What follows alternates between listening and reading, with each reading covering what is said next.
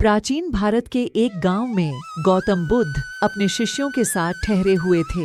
एक दिन गांव का एक गरीब किसान रमेश बुद्ध के पास आया। उसने कहा, भगवान, मेरी किस्मत बहुत खराब है। मैं कितनी भी मेहनत कर लूं, मेरी फसल कभी अच्छी नहीं होती। कृपया मुझे इस मुश्किल से बाहर निकालने का रास्ता बताएं।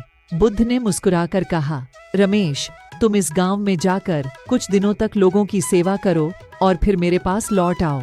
रमेश ने बुद्ध की बात मान ली। उसने गांव में जाकर जरूरतमंद लोगों की मदद करना शुरू किया। उसने एक बीमार व्यक्ति की देखभाल की, एक विधवा महिला को भोजन दिया और एक अनाथ बच्चे को अपने घर में आश्रय दिया। कुछ दिन बाद रमेश ने देखा कि उसकी खुद की फसल में सुधार हो रहा है। उसने और भी अधिक मेहनत की और लोगों की सेवा जारी रखी।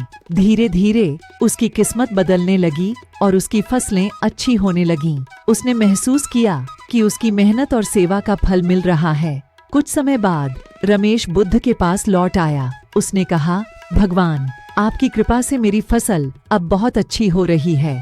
मैंने समझ लिया है कि दूसरों की सेवा करने से मेरी किस्मत भी बदल सकती है। बुद्ध ने कहा, रमेश, किस्मत का पहिया हमेशा घूमता रहता है। जब हम निस्वार्थ भाव से दूसरों की सेवा करते हैं तो हमारी किस्मत भी हमें अच्छे परिणाम देती है। सेवा, करुणा और मेहनत से ही हम अपनी किस्मत को बदल सकते हैं। रमेश ने बुद्ध की बात को समझा और अपने जीवन में सेवा और करुणा का मार्ग अपनाया।